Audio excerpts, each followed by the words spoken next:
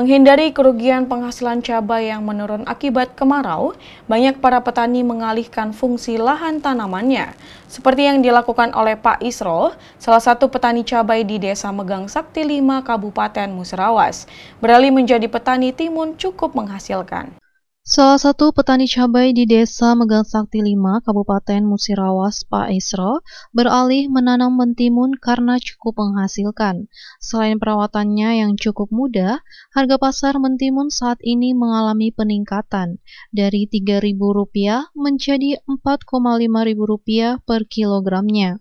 Meskipun luas lahannya yang hanya 1/4 hektar, dengan perawatan penyemprotan hama dan nutrisi yang cukup, mampu menghasilkan mentimun 3 hingga 5 kuintal dalam setiap panennya. Mentimun ini sudah bisa dipanen mulai dari umur 35 hari sejak penanaman, dan pemanenan ini sudah dilakukan sebanyak 5 kali. Omset yang diperoleh dalam setiap panennya bisa mencapai hingga Rp1,5 juta. Petani Pak Isro mengatakan memilih menanam timun karena melihat peluang masih banyak petani yang jarang membudidayakannya.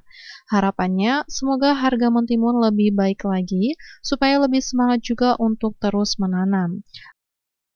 Ini luasnya berapa hektar, Pak De? Sekitar 1/4 lah. 1/4. Timunnya ini tanamnya sejak kapan, Pak De? Ini sekitar umur 40 hari lah.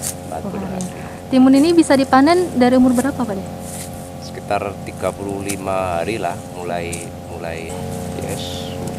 Berdoa aja, mudah-mudahan kan harga tambah bagus lah. Jadi lebih semangat gitu nanam.